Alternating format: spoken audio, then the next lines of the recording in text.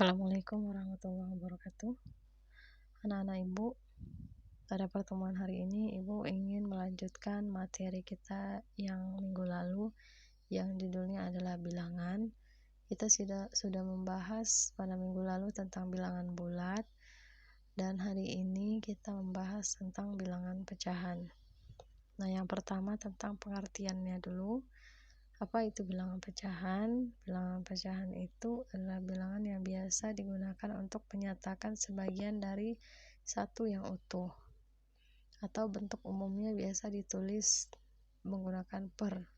Jadi contohnya A per B. A per B itu syaratnya A dan B nya harus bilangan bulat. Kenapa? Bilangan bulat itu kita sudah bahas sebelumnya pada minggu lalu. Bilangan bulat itu adalah bilangan 0, bilangan negatif, dan bilangan positif. Jadi seandainya bilangan pecahan itu ada negatif, itu nggak ada masalah ya. Kemudian syarat selanjutnya B itu bukan faktor dari A. Karena kalau B itu faktor dari A, berarti A bisa dibagi dengan B, maka bentuknya nanti tidak pecahan lagi. Nah, dan B itu tidak boleh sama dengan 0. Kenapa? Karena bilangan yang dibagi dengan 0 itu hasilnya tidak terdefinisi ya. Oke, pada pecahan di situ contohnya A per B, A itu disebut pembilang dan B itu disebut penyebut. Nah, materi pecahan ini sebenarnya Ibu yakin kalian semua sudah belajar pada saat SD, jadi Ibu juga yakin di antara kalian pasti banyak yang sudah paham. Tapi tidak apa, kita ulang-ulang lagi ya. Selanjutnya mengurutkan bilangan pecahan. Yang pertama kita membandingkan pecahan. Di situ contohnya 1/3 dibandingkan dengan 2/5. Cara gampangnya seperti kalian di SD caranya sama ya, kali silang. Jadi 1 dikalikan dengan 5, 2 dikalikan dengan 3. 1 kali 5 itu ditulis di sebelah kiri, 2 kali 3 itu tulis sebelah kanan. Oke, jadi 1 kali 5, 5, 2 kali 3, 6. Maka 5 dengan 6 yang paling kecil adalah 5, maka tanda yang pas untuk pecahan yang tadi adalah tanda lebih kecil. Oke, kita lanjut ke bagian yang nomor 2, yaitu mengurutkan pecahan. Nah, sebenarnya mengurutkan pecahan ini banyak cara, cuma pada hari ini yang mau Ibu kasih tahu adalah dengan cara mengubah bentuk pecahan ke bentuk desimal dulu terlebih dahulu. Nah, jadi masing-masing itu contohnya di situ ada 2/5, 6/10, 4/5, 3/4, dan 2/3. Jadi masing-masing itu diubah dulu ke dalam bentuk desimal, caranya dibagi. Jadi 2/5 itu artinya 2 bagi 5, 6/10 itu 6 bagi 10, 4/5 itu 4 bagi 5, dan seterusnya.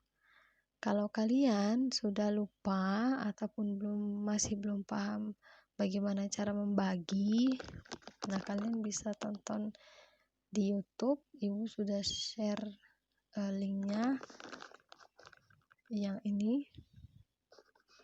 Nah, itu atau Ibu sudah tulis juga tadi di petunjuk di GCR atau di Google Classroom. Tinggal kalian buka saja ya. Jadi kalau pecahan yang tadi disebutkan itu kita ubah ke dalam bentuk desimal, maka hasilnya 2/5 jadi 0,4, 6/10 jadi 0,6, 4/5 jadi 0,8, 3/4 jadi 0,75, dan 2/3 jadi 0,67. Nah, bagaimana cara mengurutkannya?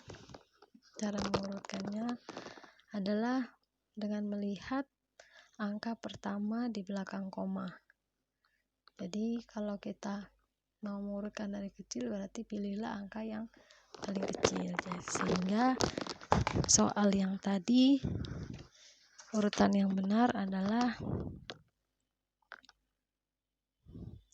0,4, 0,6, 0,67, 0,75, dan 0,8.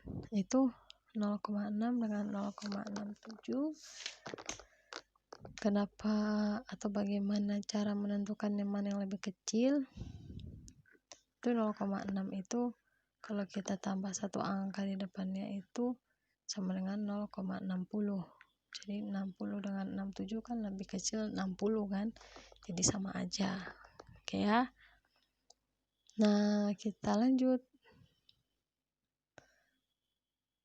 Oke, KPK dan FPB. Jadi ketika nanti setelah ini kita akan belajar tentang operasi hitung pecahan. Nah, seperti yang kalian tahu, di SD juga sudah dipelajari bahwa kalau menjumlahkan atau mengurangkan pecahan, itu penyebutnya harus sama dulu. Nah, cara menyamakan penyebut itu menggunakan KPK. Maka di sini Ibu bahas sedikit cara mencari KPK dan FPB. Nah, contohnya di situ ada dua. Yang ini adalah dengan menggunakan pound faktor. Nah, yang satu lagi dengan ini tabel. Oke. Nah, kalau dengan pound faktor seperti yang kalian sudah pelajari, buat dulu pound faktornya, baru kalian tentukan penjabarannya, baru kalian kalikan hasilnya. Seperti itu 20 pertama-tama bagi 2 hasilnya 10, 10 bagi 2 hasilnya 5.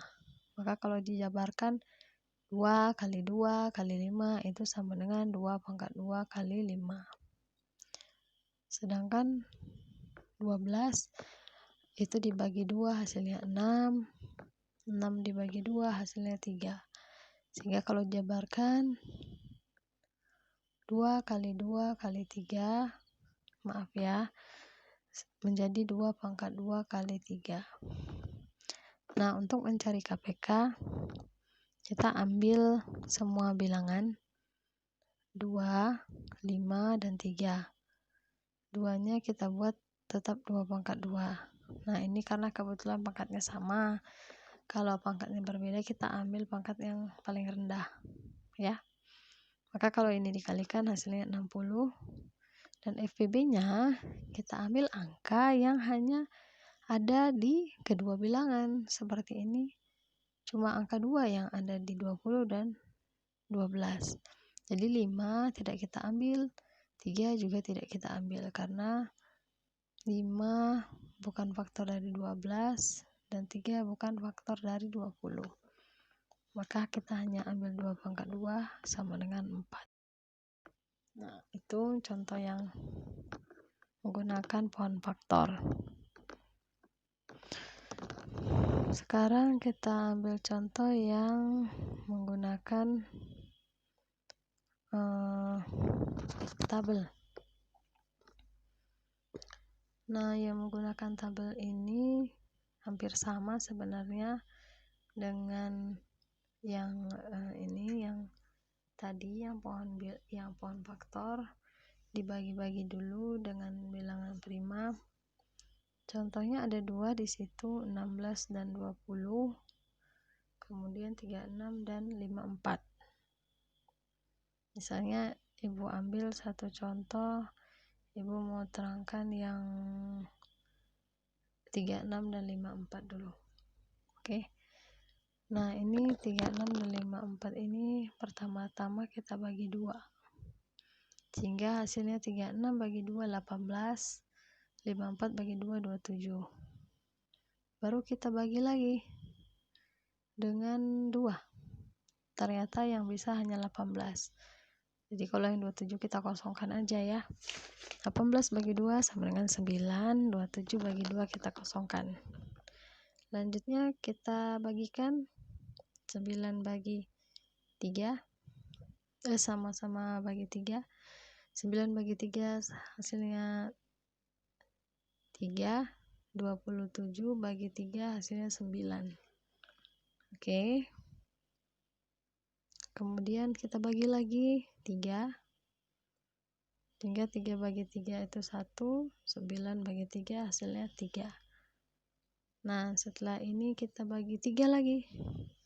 Kita bagi 3 lagi. 1 bagi 3 nggak bisa, kita kosongkan. Sedangkan 3 bagi 3, 1. Nah, kalau sudah seperti ini, maka dia sudah selesai. Ya, tinggal kita tentukan KPK dan FEB-nya. Nah, kalau untuk KPK, kita kalikan semua bilangan yang ada di sebelah kiri. Yang ini dikalikan semua. 2 kali 2 kali 3 kali 3 kali 3.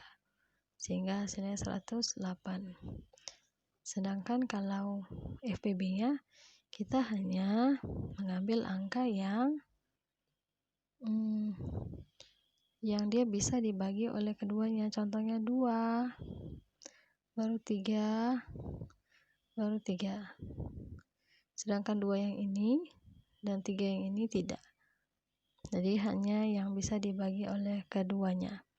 Sehingga FPB-nya adalah 2 kali 3 kali 3 sama dengan 18. Oke. Itu saja contoh soal tentang KPK dan FPB yang mau Ibu berikan.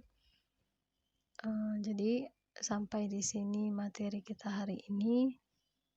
Kita lanjutkan minggu depan. Kalau ada yang masih belum paham, silakan kalian baca-baca lagi bukunya dan boleh kalian tonton lagi videonya berulang-ulang. Oke, sekian dari Ibu. Wabillahi taufiq wal hidayah. Wassalamualaikum warahmatullahi wabarakatuh.